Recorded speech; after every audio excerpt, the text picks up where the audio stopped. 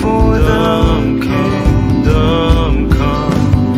In His name, my name, my name, my name, my name, my name, I speak. In His name, my name, my name, my name, my name, my name, joy, I seek. Shalom, shalom. Selamat pagi Indonesia. Saya menyapa Anda baik yang ada di Zoom maupun yang ada di live streaming bersama-sama kami yang sedang menonton acara Sema Adonai ya. Pagi yang indah hari ini kita dibangunkan Tuhan, ada berkat-berkat khusus yang akan diberikan dan pasti di dalam kehidupan kita penyertaan Tuhan selalu ada. Nah, inilah saatnya bagi kita saudara-saudara, saya mengajak kita untuk merenungkan kebenaran firman. Mari bersama-sama dengan Sema Adonai setiap pagi kita mengadakan renungan pagi ya. Bapak Ibu, sebelum kita memulainya, saya mengajak Bapak Ibu untuk berdoa sejenak. Saya akan pimpin di dalam doanya. Bapa kami yang bertata di kerajaan surga, Bapa yang kami sembah di dalam nama Tuhan Yesus, kami sungguh bangga memiliki Allah yang begitu baik, begitu dahsyat, begitu mengasihi setiap kami umat-Mu ya Bapa. Bapak, inilah saatnya kami memberikan hidup yang terbaik, mempersembahkan hidup yang terbaik untuk mempermuliakan nama-Mu.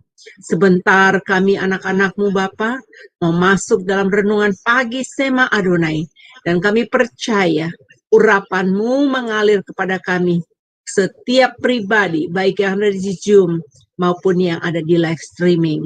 Terima kasih Bapa. Kami sambut berkat-berkat-Mu hanya di dalam satu nama, yaitu di dalam nama Tuhan Yesus. Haleluya, amin. Wow, luar biasa. Saya merasakan urapan Tuhan yang luar biasa walaupun saya ada di New York ya.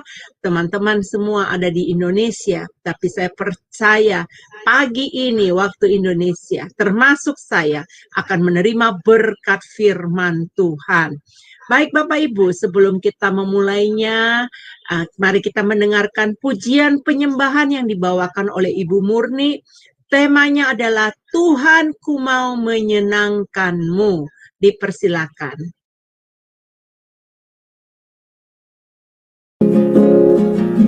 Tuhan ku mau menyenangkan-Mu.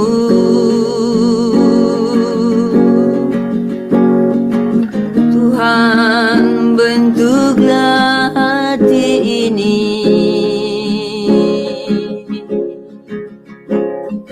jadi bejana untuk hormat-Mu. Cemerlang bagai emas murni,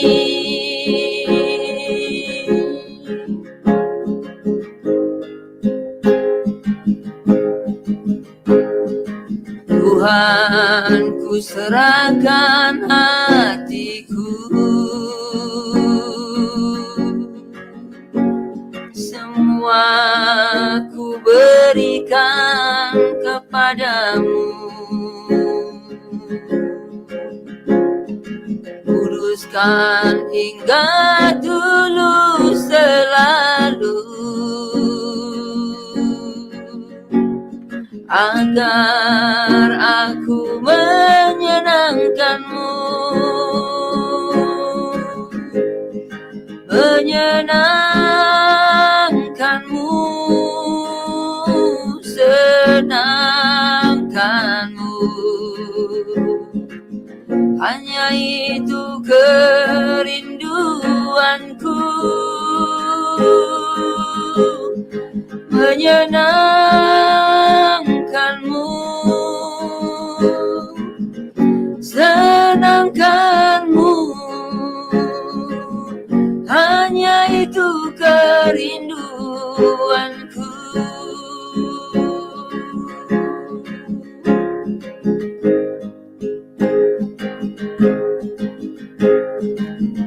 Tuhan, ku mau menyenangkan-Mu.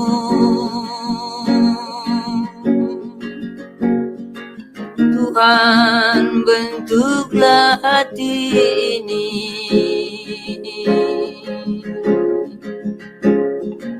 jadi bejana untuk hormat-Mu.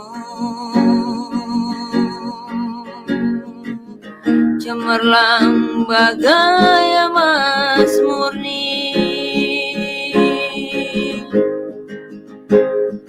Tuhan, ku serahkan hatiku.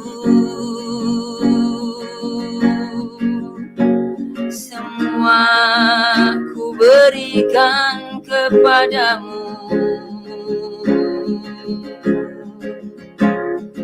Kuduskan hingga tulus selalu, agar aku menyenangkan-Mu,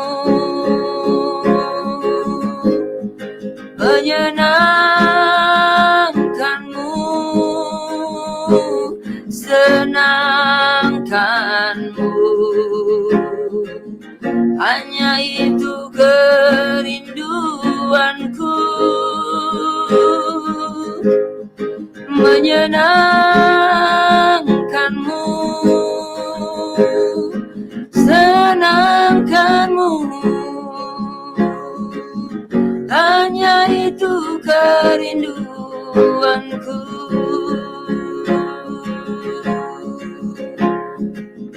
Hanya itu kerinduanku.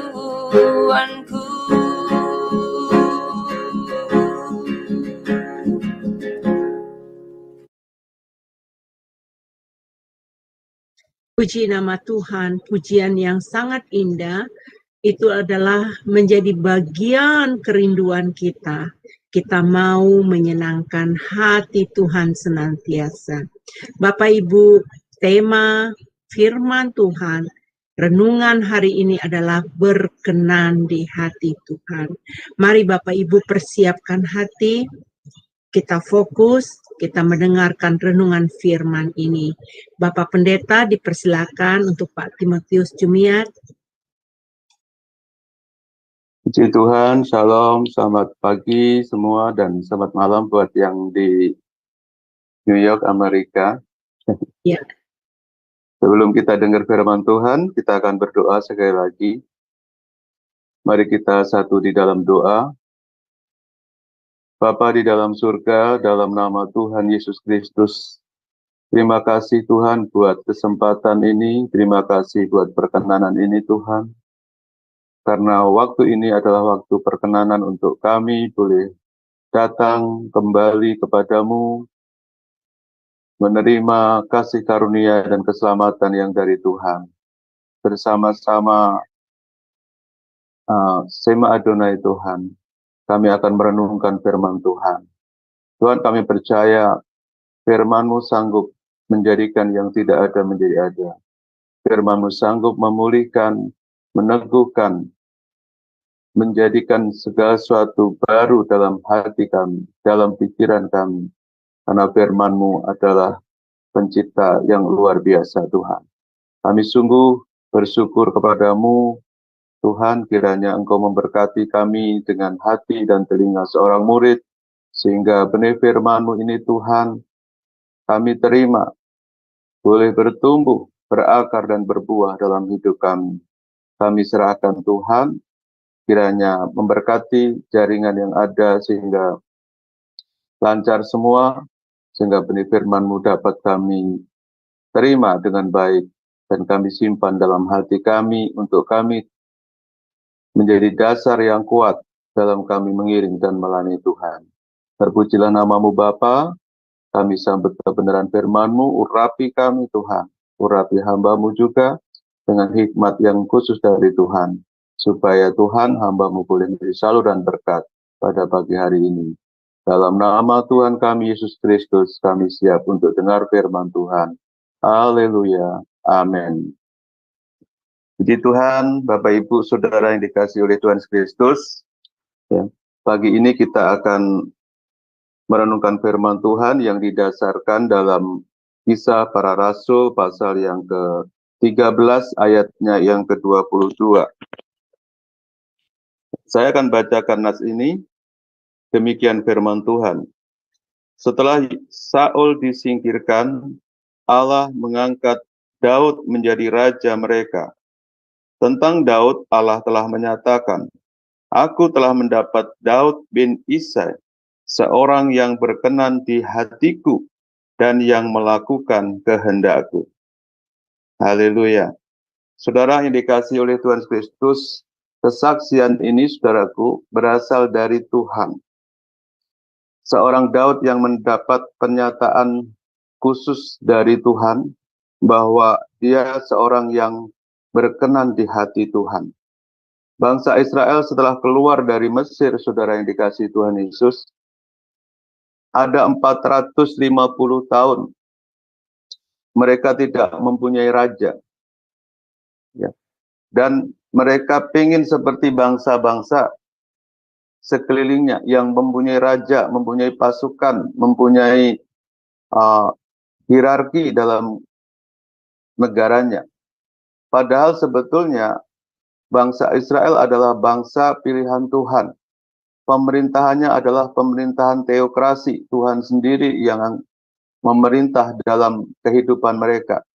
Hanya masalahnya, saudara yang dikasihi Tuhan, kadangkala manusia memang ditarik, digoda untuk menjadi seperti apa sekelilingnya, menjadi yang sama seperti yang dunia pikirkan. Nah, itu pencobaannya, saudara. Lalu dikatakan bahwa ketika itu mereka meminta raja kepada Samuel, maka Tuhan memilih Saul. Nah, Saul ini, saudaraku, orang yang gagah perkasa, tingginya lebih rendah daripada Saul. Tingginya, ya, gagahnya, dan dia orang pilihan Tuhan. Diberikan kepada orang-orang Israel, supaya dia memimpin negeri itu seperti bangsa-bangsa lainnya. Tetapi yang menjadi permasalahannya adalah Saul ini mendukakan hati Tuhan.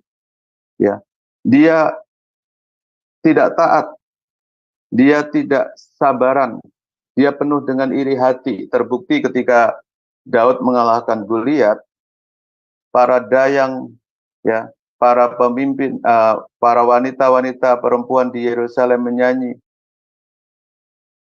Saul mengalahkan beribu-ribu, tetapi Daud berlaksa-laksa. Hasilnya, Saul punya keinginan hati untuk membunuh Daud yang adalah menantunya sendiri dan panglima perangnya sendiri. Itu sebabnya, saudaraku, sekalipun orang dipilih Tuhan, kalau dia tidak memiliki ketaatan, maka hatinya dipenuhi dengan ketidaktulusan, ketidakikhlasan melayani, maka dipenuhi dengan iri hati, roh Kain. Bahkan Yakobus berkata, kalau kita iri hati, itu hikmat setan-setan. Nah, saudara-saudara yang dikasihi oleh Tuhan Kristus, lalu kalau kita berbicara tentang Daud, di sini dikatakan bahwa Daud seorang yang berkenan di hatiku, firman Tuhan. Ya, kita lihat bahwa Daud ini manusia biasa, seperti kita juga.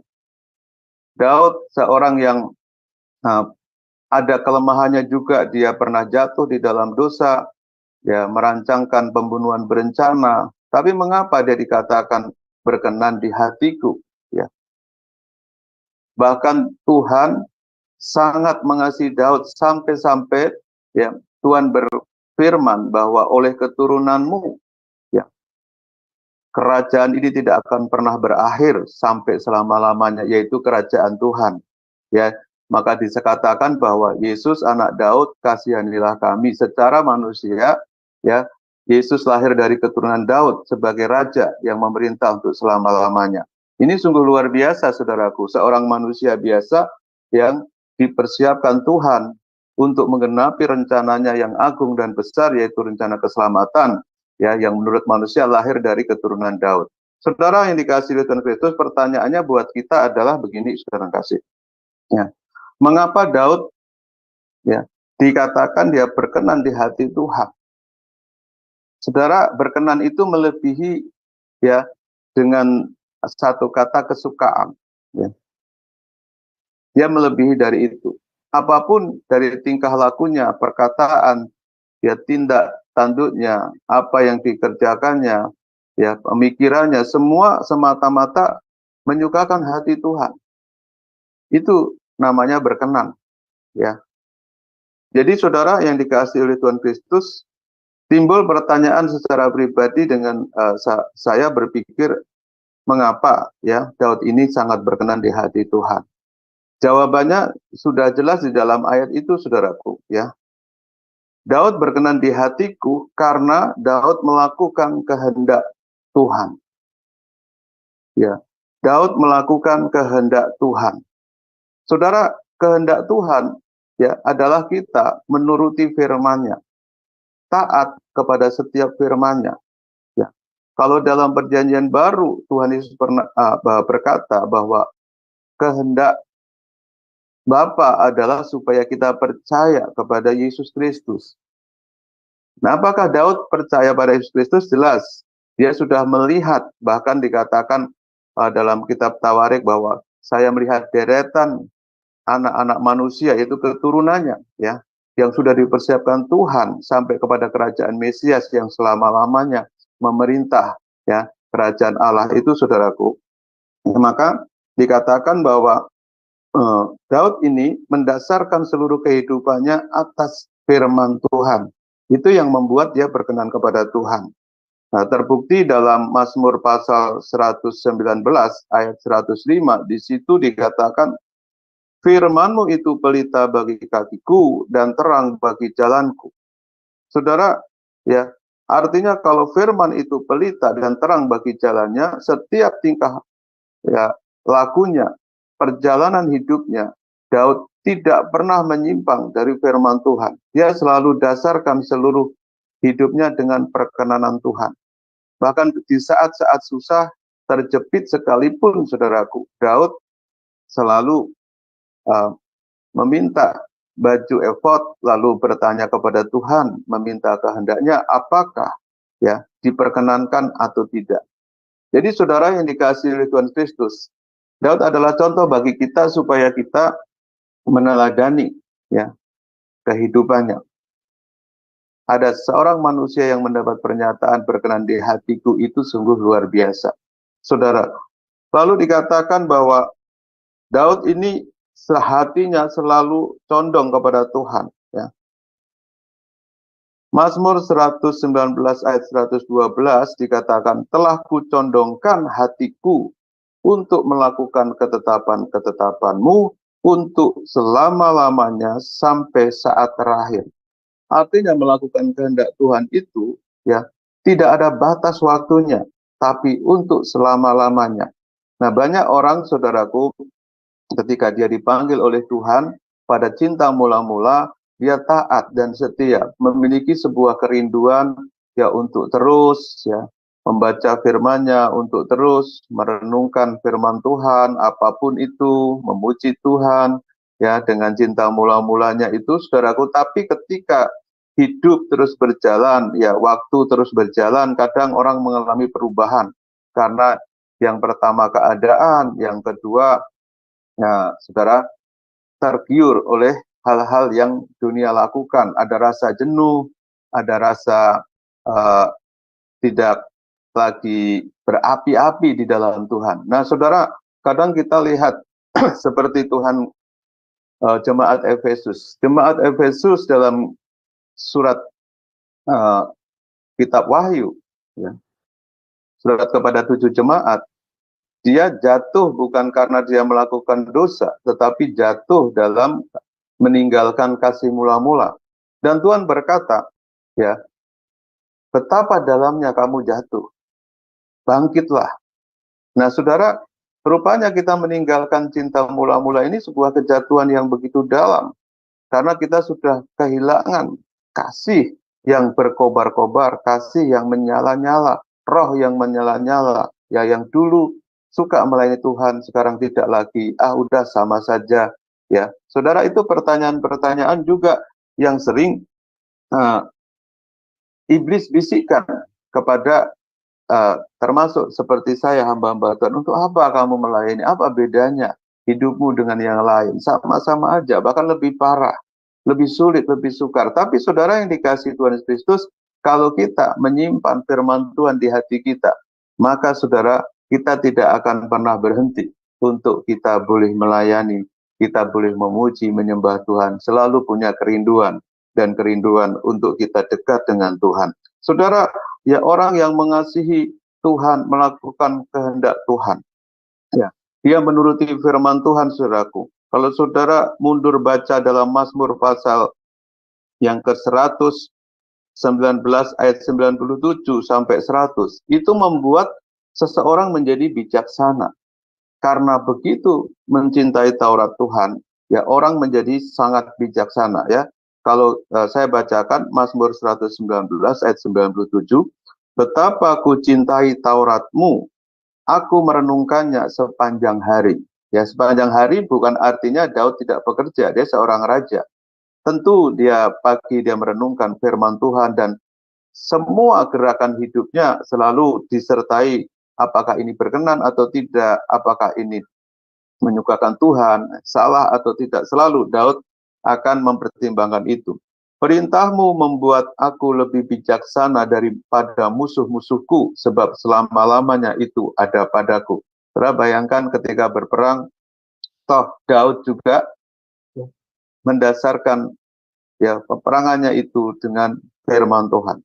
Aku lebih berakal budi, ayat 99, daripada semua pengajarku, sebab peringatan-peringatanmu kurenungkan. Saudara bisa bayangkan, pengajar itu guru tempat kita belajar, tetapi Daud lebih berakal budi daripada pengajarnya. Kenapa? Karena dia ya mencintai firman Tuhan, dia nurutin kehendak Tuhan melalui firman-Nya. Ayat yang ke-100, aku lebih mengerti daripada orang-orang tua, sebab aku memegang titah-titahmu. Saudara, kadang kita terjebak begini, ya. Suatu ketika saya melayani seseorang ini, saudaraku, dari saksi Yehova. Lalu ketika saya beritakan firman Tuhan tentang akhir zaman, ya beliau berkata, sama teman saya, bukan sama saya, dia berkata, Bapak Timotius umurnya berapa sih? Kenapa dia mengajarin saya firman Tuhan? Saya lebih tua, ya. Saya lebih mengerti, 26 tahun di atas saya. Saudara yang dikasihi oleh Tuhan Kristus, kadang-kala kita terjebak dengan umur, apakah orang itu mengerti kehendak Tuhan atau tidak. Tapi di sini bahwa guru tempat kita belajar, orang tua tempat kita bertanya. Tetapi Daud lebih dari semuanya itu, kebijaksanaannya dan hikmatnya, karena dia ya menuruti firman Tuhan, dia melakukan kehendak Tuhan dalam kehidupannya. Nah, saudara, di dalam perjanjian baru ada seorang Timotius, ya tentu bukan Timotius saya ya saudara ya, tapi Timotius murid daripada Paulus ya. Dalam 2 Timotius pasal 3 ayat 15 sampai 16, di situ dikatakan, ingatlah juga bahwa dari kecil engkau sudah mengenal kitab suci, yang dapat memberi hikmat kepadamu dan menuntun engkau kepada keselamatan oleh iman kepada Kristus Yesus.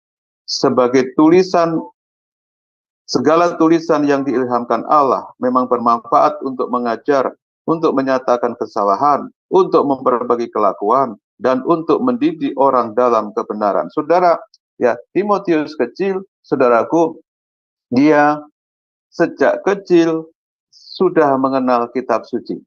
Dan dalam tradisi gereja, umur 16-17 tahun, Timotius sudah pernah mengembalakan jemaat di Efesus. Saudara, dari umur di bawah 20 tahun ini dia mengikut Paulus, dipercayakan. Ya, jadi artinya mengapa Paulus begitu percaya dengan anak ya rohaninya ini? Karena dia mengenal firman Tuhan. Dia tahu bahwa Timotius mendasarkan seluruh hidupnya juga di dalam firman Tuhan. Sehingga firman Tuhan yang diilhamkan Allah itu yang kita baca dari Kejadian 1, belum ada surat-surat ya. Masih banyak konteksnya Perjanjian Lama dan kitab Injil saja ya. Nah, saudara, dikatakan bahwa firman Tuhan sangat bermanfaat untuk mengajar, untuk menyatakan kesalahan, menegur ya, untuk memperbaiki kelakuan. Jadi di situ Paulus tidak ragu mempercayakan sebuah jemaat kepada anak rohaninya yang sangat muda. bukan karena dia pinter, bukan karena apa, tetapi karena dia mengenal firman Tuhan dan melakukan kehendak Tuhan. Saudara, betapa indahnya ketika kita mendapat kesaksian, ya, bahwa baik sekali perbuatanmu, hai hambaku, ya kan, masuklah dalam kebahagiaan Tuhanmu. Itu sebetulnya sama dengan, ya, kita melakukan kehendak Bapa. Saudara, Tuhan Yesus sendiri berkata, ya, ketika dia berjumpa dengan seorang Samaria di Yohanes pasal 4, di situ, ya, murid-muridnya ketika dia membeli makanan dari kota untuk berikan kepada Tuhan Yesus, guru, ya, apakah guru sudah ada makanan? Ya, ketika dia sudah menginjili perempuan Samaria, dia berkata, makananku, ya, ada makananku yang tidak kamu kenal. Makananku adalah melakukan kehendak Bapa. Maka sampai ada satu pujian, makananku, ya, melakukan kehendak Bapa. Saudara, jadi melakukan kehendak Bapa ini jelas dari mana kita tahu kehendak Tuhan? Jelas dari firman Tuhan. Ya, maka saudaraku, di akhir zaman ini, apalagi, ya, di sekeliling saya melayani, banyak hamba-hamba Tuhan suka bernubuat, suka ini, suka itu, saudaraku. Dan nubuatnya ini aneh-aneh, saudaraku. Saya selalu berkata, orang bertanya kepada saya, bagaimana itu, Pak? Enggak apa-apa, kamu baca firman Tuhan.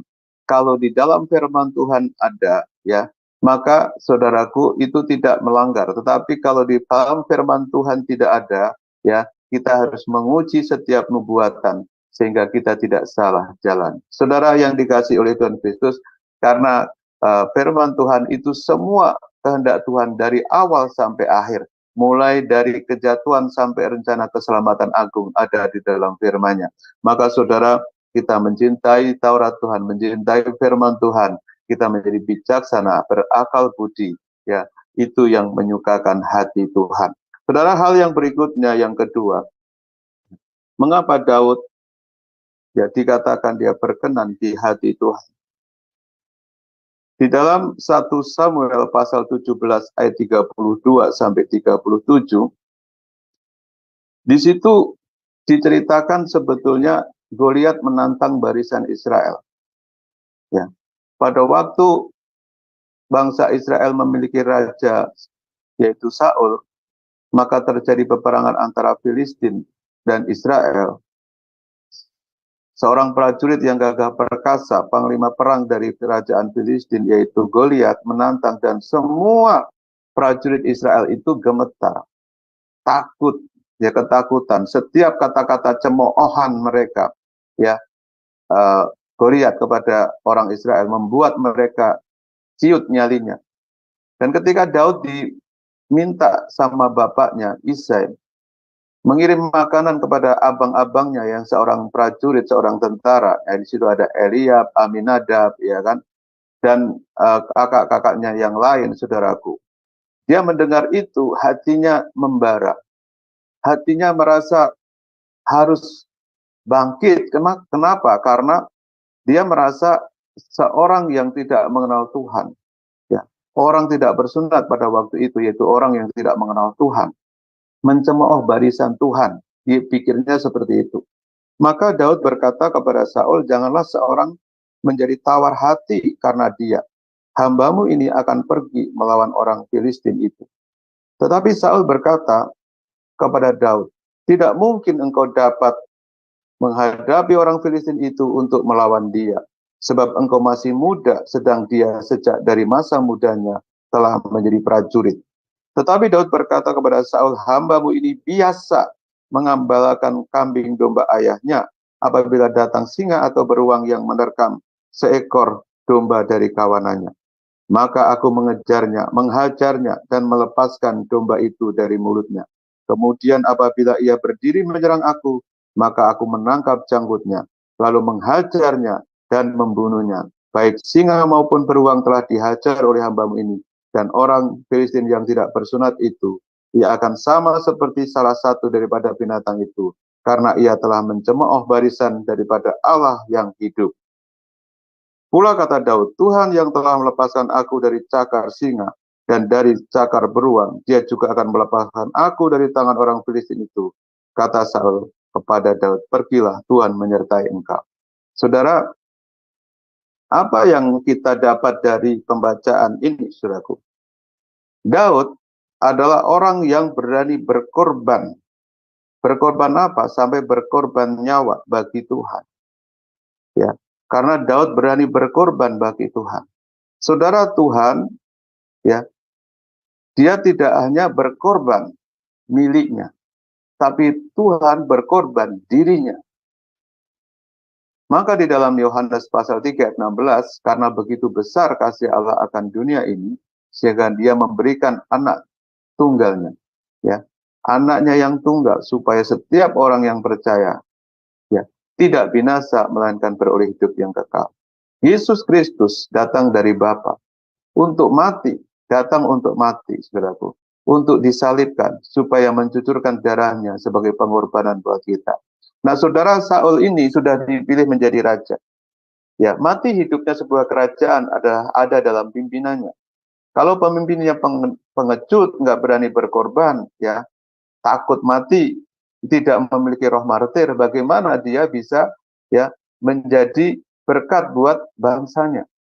Saudara, dulu ketika saya berdoa yang kemarin saya saksikan itu sama almarhum Bapak Pendeta Pariaji, ya, di Kebayoran Baru pada waktu itu kurang lebih ya 2-3 tahun, saudaraku. Setiap Jumat saya berdoa sama beliau, berdoa puasa. Beliau mengajarkan, kalau kamu mau dipakai Tuhan, ya, seluruh Alkitab berkata orang-orang yang dipakai Tuhan memiliki roh martir. Ya, roh martir itu roh yang tidak sayang diri, yang mau berkorban mati-matian buat Tuhan. Ya, maka Tuhan akan pakai orang-orang seperti itu, karena hal itu menyukakan hati Tuhan.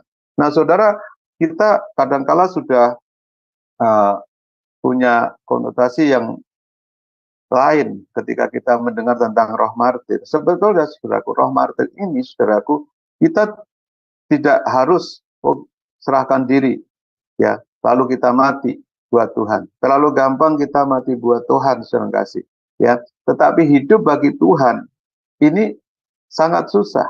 Maka di dalam perjanjian baru, ya kan, oleh kemurahan Tuhan aku menasihatkan kamu, persembahkanlah tubuhmu menjadi persembahan yang hidup, ya kan, yang berkenan, ya, persembahan yang sejati, yang berkenan kepada Tuhan. Saudaraku, artinya kita berikan seluruh kehidupan kita, ya, jiwa raga kita. Untuk apa? Untuk menyenangkan hati Tuhan. Itu sebagai persembahan yang hidup. Maka saudara yang dikasih oleh Tuhan Kristus, kita lihat bahwa Daud ini, ya, dia punya pengalaman ketika dia mengembalakan kambing domba. Kambing dombanya tidak dikatakan 50, 100, 200 atau 1000, tapi 2-3 ekor. Tapi dia belain mati-matian. Karena apa? Kalau bahasa orang Indonesia sekarang, ya, itu amanah, ya kan? Amanah. Jadi ketika dipercayakan hanya 1-2 ekor atau 2-3 ekor kambing domba pun, Daud belain sampai mati-matian. Ada singa, ya, dia lawan, ada beruang, dia lawan. Nah, saudaraku yang dikasih oleh Tuhan Kristus, ya, dia tidak menyayangkan saudaraku, nyawanya. Karena apa? Dia berkata, dia memiliki satu kepercayaan atau keyakinan, ya kan? Kalau Tuhan saja, ya, telah melepaskan dia dari cengkraman atau cakar beruang dan singa, saya percaya Tuanku, ya, dia berkata kepada Saul, bahwa saya juga bisa, atau saya juga akan dilepaskan dari orang yang menentang barisan Tuhan ini. Saudara, bagaimana dalam kehidupan kita? Dalam perjanjian baru, saudara kasih, Tuhan berkata bahwa kita harus menyangkal diri, memikul salib, dan mengikuti Tuhan. Itu sebenarnya berbicara tentang pengorbanan. Pengorbanan dan pengorbanan sampai mati. Ya. Saudara, kadang kita berpikir, apa yang saya korbankan? Saudara, Tuhan minta kita mempersembahkan tubuh, karena tubuh kita sudah dibayar lunas. Ya, muliakan dengan tubuh. Ya, saudaraku. Dalam Roma pasal 12 ayat 1 tadi yang saya kutip, bahwa di situ dikatakan persembahan itu sepersembahan yang sejati, yang berkenan kepada Tuhan. Yaitu seluruh kehendak kita, ya, seluruh keinginan kita, seluruh apa yang kita lakukan untuk Tuhan. Maka saudara, dalam perjanjian baru, ya, arti dari sebuah pengorbanan adalah menyerahkan hidup, menyerahkan diri. Bagaimana caranya? Kepada Tuhan kita serahkan diri, yaitu menyangkal keinginan. Keinginan-keinginan yang masih duniawi, kita bergumul sampai akhir. Maka Daud berkata, aku mencintai firman-Mu sampai akhir, sampai selama-lamanya. Tidak ada batasnya, ya, sampai kita dipanggil pulang. Bahkan di dalam kerajaan surga pun hanya kehendak Tuhan. Karena di situ ada kata biasa. Orang yang sudah biasa, saudaraku, akan membuat kebiasaan itu menjadi karakter kita. Ya, kalau kita biasa memberikan diri untuk Tuhan, ya, maka itu karakter kita akan terbentuk. Dan seperti apa masa depan kita ditentukan oleh karakter kita. Kalau karakter kita selalu dibentuk sejak dari kecil, kita milik Tuhan, kita sudah ditebus oleh Tuhan, maka menjadikan Tuhan satu-satunya, ya, tempat untuk kita berserah diri, tempat untuk kita menyerahkan kehidupan ini, sehingga kita boleh memuliakan Tuhan. Karena sebetulnya apa yang kita miliki, apa yang kita lakukan, bahkan apa yang bisa kita lakukan, baik itu pelayanan, baik itu pekerjaan, sebetulnya saudaraku dari Dia, oleh di Dia, ya, dari Dia, oleh Dia, dan bagi Dia. Ya, saudaraku, artinya semua segala sesuatu itu milik Tuhan. Saudara, sekarang jarang sekali, saudaraku, kadangkala pada waktu saya dididik, saudara, di sekolah Alkitab, didikan saya sangat keras pada waktu itu. Pendeta J.E. Awondatu, ya, yang komposer lagu itu, saudaraku, itu kalau mendidik sangat keras. Kita di sekolah tidak boleh ngantuk, tidak boleh meleng, ya. Juga, saudaraku, kalau kita salah sedikit, saudaraku, dia akan datang ke kursi kita. Nah, saudara, dia akan didik kita dengan sangat tegas, ya, dan keras, supaya kita itu melakukan kehendak Tuhan, belajar benar, belajar menjadi hamba Tuhan yang benar. Baik itu jam tidur, baik itu jam doa pagi, baik itu jam doa malam, baik semuanya, kita nggak boleh yang namanya melakukan kesalahan. Kalau tidak, kita akan disuruh ngepel lapangan basket. Nah, saudara, nah pada saat itu, saudaraku, karena saya orangnya nggak banyak tanya, dan ketika saya ulangan selalu saya dapat bagus, dia pikir saya ini pinter, ya, dia pinter. Jadi suatu ketika saya pelajaran kitab Wahyu, saya jawab salah, dia datang dan sangat, ya, dengan tegas dia mendidik saya, saudara kasih. Sampai-sampai, saudara, pada waktu itu saya benar-benar ketakutan, saudara kasih, ya, karena saat itu saya tidak pernah mendapat perlakuan seperti itu, saudaraku. Tapi ketika saya bertanya, Om, kenapa mendidik kita sangat keras? Beliau menjawab, belum apa-apa, kamu di sini di tempat penggemblengan. Nanti di luar sana, kamu akan menghadapi banyak kekerasan. Dan kalau kamu terbiasa, kamu tidak akan takut. Dan orang yang biasa, ya, aku tegasin dalam belajar, biasanya dia berhasil dan tetap jadi hamba Tuhan sampai selama-lamanya. Ya, entah ini sebuah nubuat, atau entah ini hanya pembelaan beliau ketika kita bertanya mengapa keras banget mendidik kita muridnya. Tetapi nyatanya, saudaraku, banyak kesaksian yang pernah, saudaraku, maaf kata, ditangani sama beliau itu, saudaraku, rata-rata tetap melayani Tuhan, walaupun begitu susah, ya, di ladang Tuhan, ya. Begitu sulit sukarnya membuka sidang-sidang baru, memberitakan Injil, saudaraku, tapi tetap dia kuat. Nah, saudara yang dikasih oleh Tuhan Kristus, ini adalah satu hal yang ditanamkan supaya kita biasa. Nah, Daud biasa menghadapi singa, menghadapi beruang, dan dia pertaruhkan nyawanya. Nah, kebiasaan itu, saudaraku, sudah mendarah daging. Hasilnya dari karakter dia, bahwa karakter dia adalah orang yang suka berkorban. Karena apa? Karena di dalam dia ada iman, ya, imannya lebih, ya, daripada akal budinya, lebih dari apa, saudara, yang dipikirkan, imannya melampaui karena iman didasarkan oleh kasih Tuhan. Jadi saudara yang dikasihi oleh Tuhan Kristus, itu hal yang kedua, saudara kasih. Di dalam 2 Timotius pasal yang ke-4 ayat 6 sampai 8 tadi, saudaraku. 2 Timotius pasal 4 ayat 6 sampai 8 saya akan bacakan. Kita lihat Paulus. Mengenai diriku, darahku sudah mulai dicurahkan sebagai persembahan dan saat kematianku sudah dekat. Aku telah mengakhiri pertandingan yang baik. Aku telah mencapai garis akhir dan aku telah memelihara iman. Sekarang telah tersedia bagiku mahkota kebenaran yang akan dikaruniakan kepadaku oleh Tuhan, Hakim yang adil pada harinya. Tetapi bukan hanya kepadaku, melainkan juga kepada semua orang yang merindukan kedatangannya. Ini Paulus, saudaraku. Jadi Paulus memberikan contoh dan teladan kepada Timotius, anak didiknya, anak rohaninya. Dia sudah ngalamin. Dia rela berkorban, ya. Bahkan Paulus tidak takut ya bahaya, bahkan tidak takut kehilangan nyawanya. Karena apa, saudaraku? Hati Paulus, ya, jiwa Paulus itu semua milik Tuhan.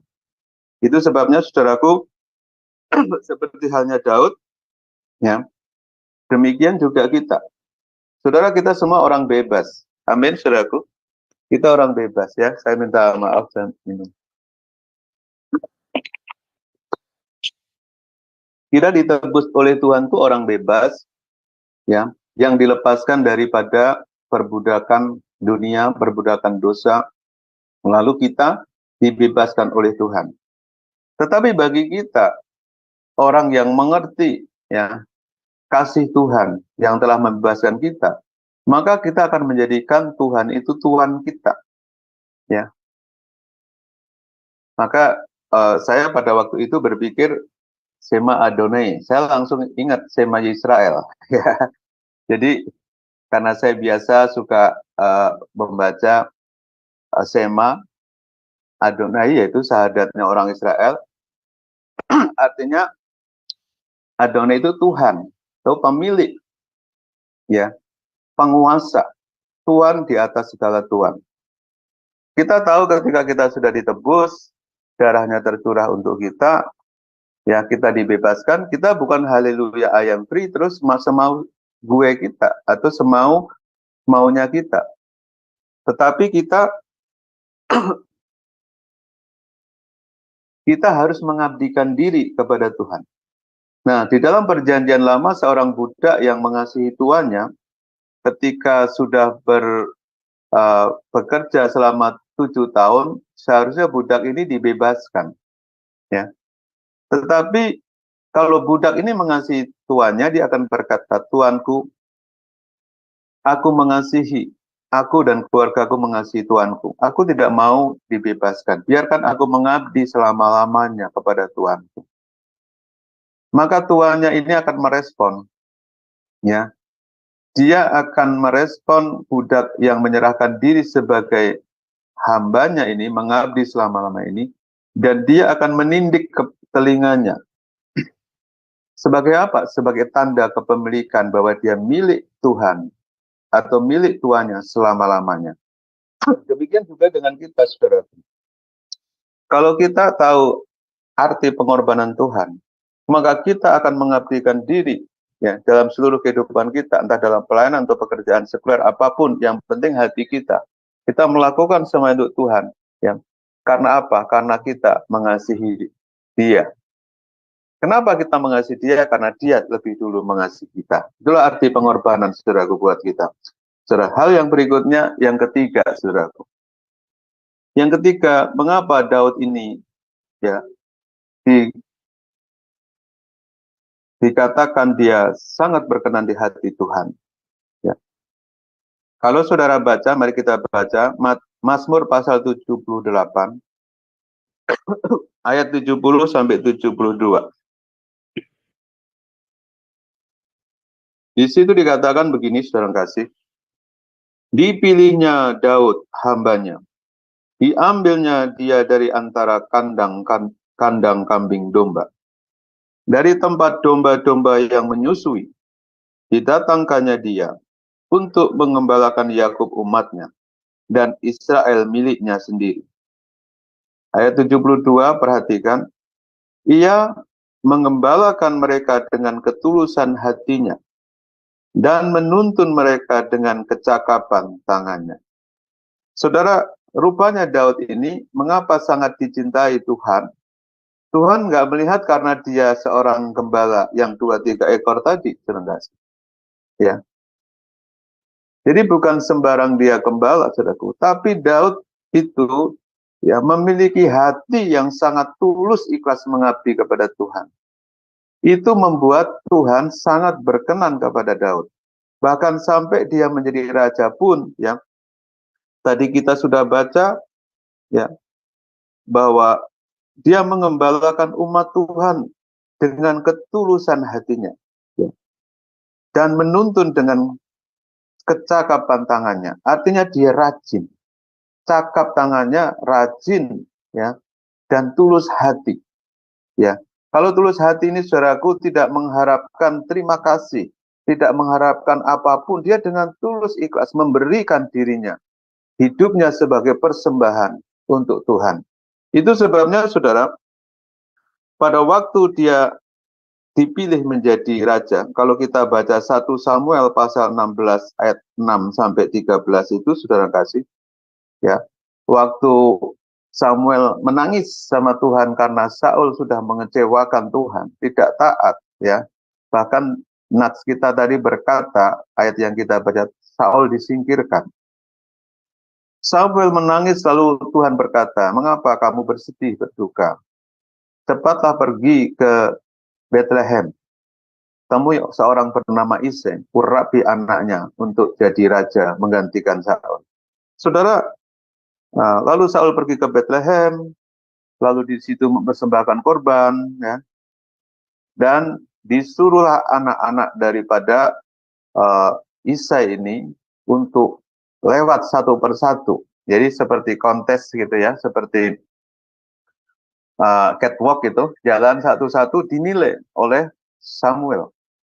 Ya, ayat yang ke-6 itu berkata begini, ketika mereka itu masuk dan Samuel melihat Eliab, lalu dipikirnya, sungguh di hadapan Tuhan sekarang berdiri yang diurapinya. Saudara, kalau melihat orang perawakannya bagus, gagah, karena apa? Eliab ini seorang tentara, saudaraku, yang dikirim makanan kepada Daud tadi waktu nantang Goliat itu Eliab, ya, dan adik-adiknya, anak-anak Isai. Saudara bisa bayangkan di saat itu, saudaraku, Samuel langsung berpikir, wah ini orang hebat ini. Pasti ini yang dipakai Tuhan. Tapi nyatanya bukan, saudara kasih, ya. Ayat yang ke-7, tetapi berfirmanlah Tuhan kepada Samuel, janganlah pandang parasnya atau perawakannya yang tinggi.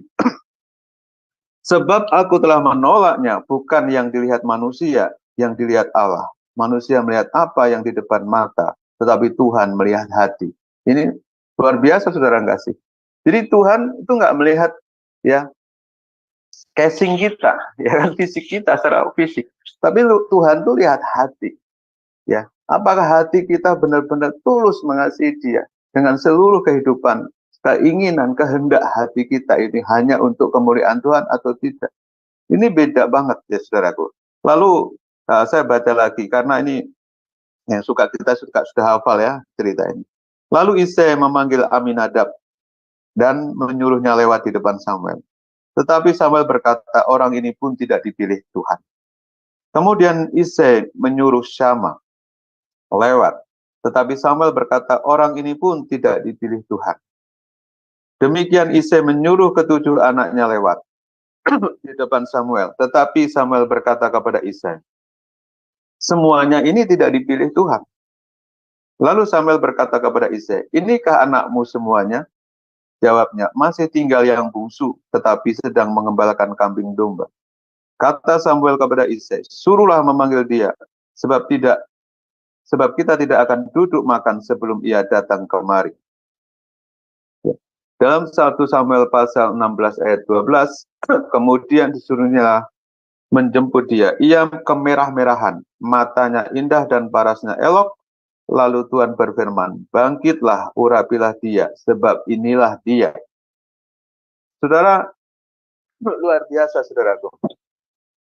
Jadi ketika 7 anak Ishak, semua orang-orang pilihan gagah perkasa, ya, seorang prajurit, seorang tentara, saudara kasih, ya, tetapi Tuhan tidak pilih. Nah, yang menjadi keheranan buat saya, saudaraku, mengapa sih Daud ini kok nggak ada di barisan mereka? 7 daripada anak Ishak ini tidak ada Daud. Saudara bisa bayangkan perasaan Daud seperti apa pada waktu itu.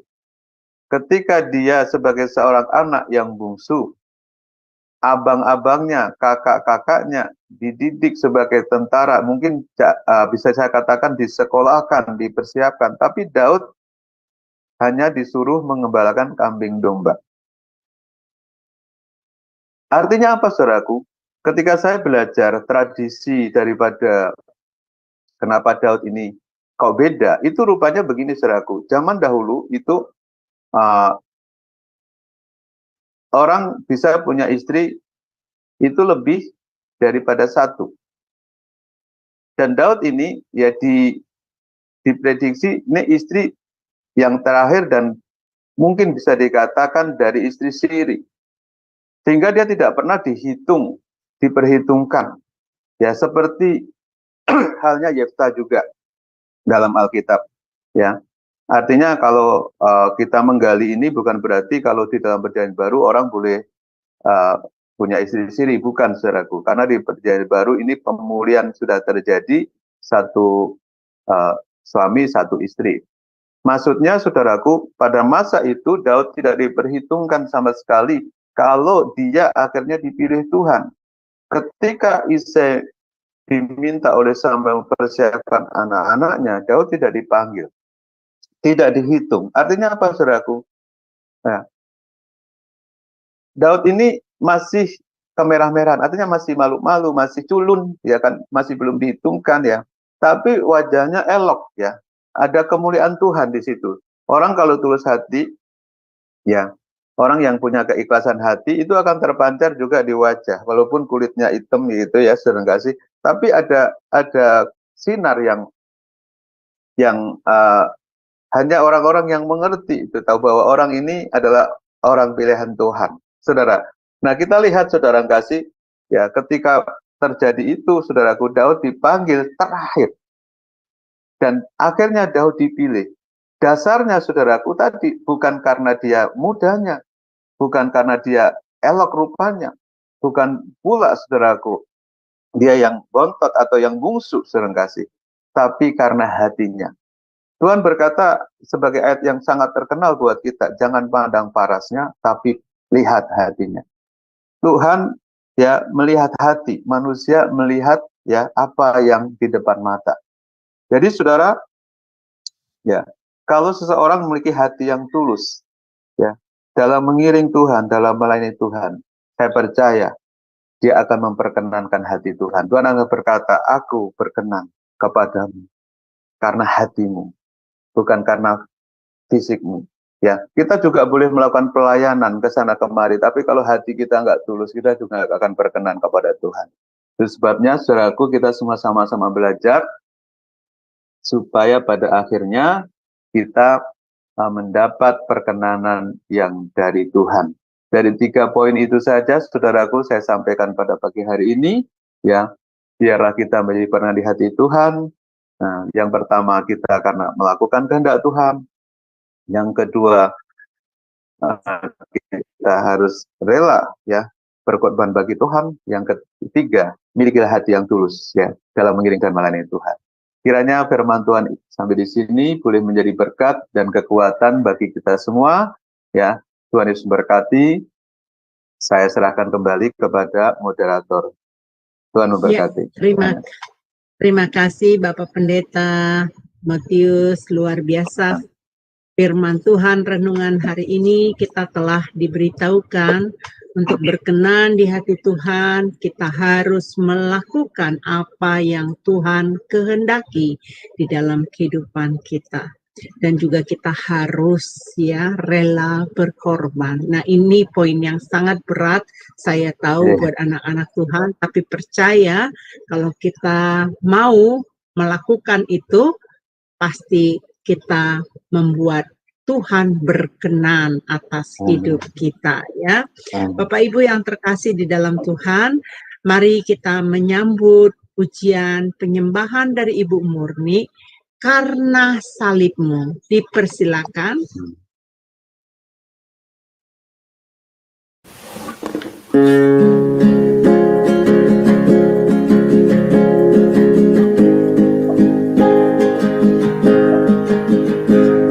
Hanya Kau Tuhan di hidupku,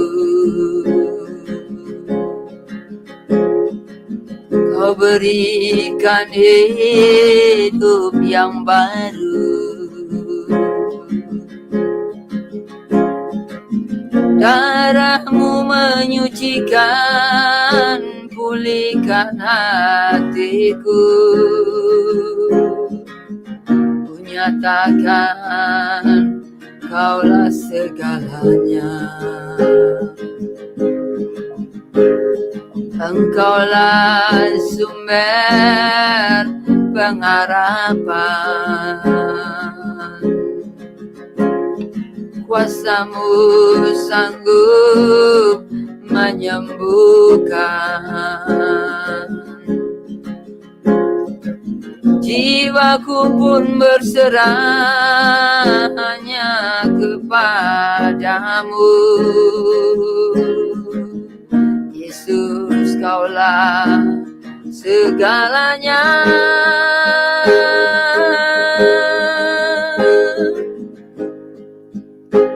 Karena salib-Mu ku hidup, karena salib-Mu ku menang. Engkau yang berkuasa, sanggup ku melakukan mujizat-Mu di hidupku.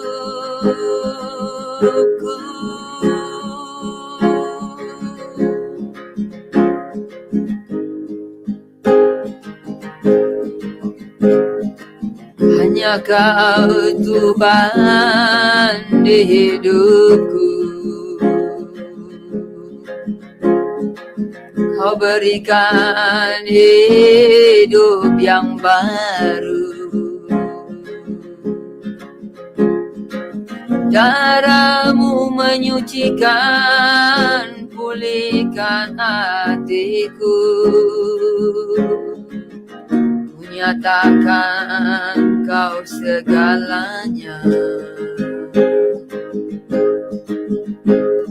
Engkaulah sumber pengharapan,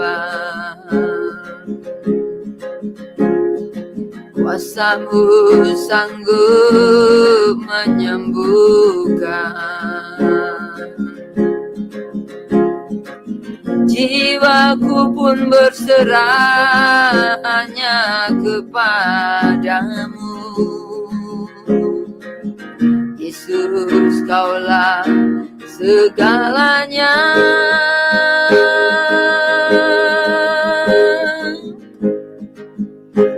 Karena salib-Mu ku hidup, karena salib-Mu ku menang. Engkau yang berkuasa, sanggup ku melakukan mujizat-Mu di hidupku.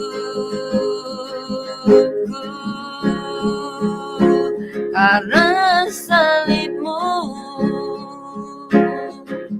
ku hidup, karena salibmu ku menang. Engkau yang berkuasa, sanggup ku melakukan mujizatmu di hidupku.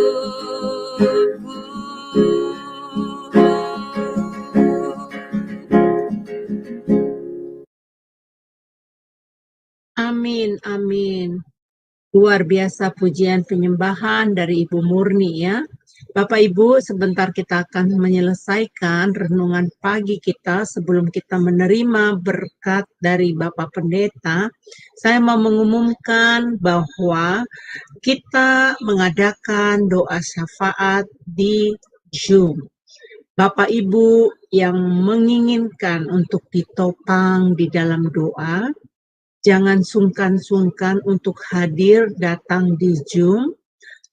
Di layar Anda telah dapat ID Zoom kami dan ada passcode-nya juga ada, udah komplit ya. Bapak Ibu mari masuk ke dalam Zoom, kasih tahu apa pergumulannya, kami dengan setia akan mendoakannya ya. Dan Bapak Ibu untuk besok pagi kita akan bersama-sama lagi di dalam renungan pagi, masih tetap dilayani oleh hambanya Pak Timotius Jumiat ya, untuk firman Tuhan. Dan mari Bapak Ibu kita akan menerima berkat dari Bapak Pendeta Timotius Jumiat. Dipersilakan Pak.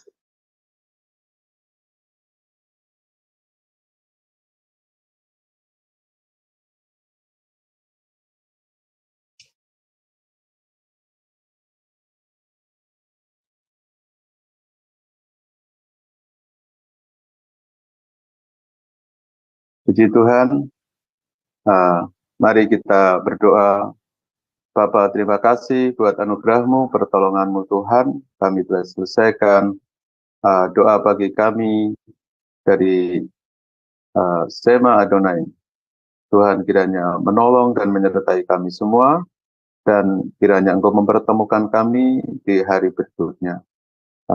Selebihnya Tuhan kami beraktivitas, juga yang mau beristirahat, Tuhan lindungi dan sertai, sehingga kami boleh kembali untuk memuliakan nama Tuhan. Terpuji-puji nama-Mu Tuhan, Tuhan menyertai kami sepanjang hari ini. Saudara-saudara yang dikasihi oleh Tuhan Kristus, mari arahkan hati dan tangan kita, dan kita menerima berkat Tuhan. Tuhan memberkati engkau dan melindungi engkau. Tuhan menyinari engkau dengan wajah-Nya dan memberi engkau kasih karunia. Tuhan menghadapkan wajah-Nya kepadamu dan memberi engkau damai sejahtera. Kasih karunia Tuhan Yesus Kristus, kasih Bapa Surgawi dalam pertolongan Roh Kudus, menyertai kehidupan kita hari ini sampai Maranatha dan Parusia. Tuhan datang menjemput kita semua. Dalam nama berkat Tuhan kita Yesus Kristus bersyukur dan mohon berkat-Nya. Haleluya. Amin. Amin, amin, amin, amin. Terima kasih Bapak Pendeta. Ya, Tuhan, baik Bapak Ibu yang terkasih di dalam Tuhan, sampai ketemu besok ya. Kita di waktu yang sama, jam yang sama, masih tetap dilayani oleh hambanya, dan Tuhan Yesus memberkati. Amin. Puji Tuhan. Tuhan berkati semuanya. Saya izin live ya.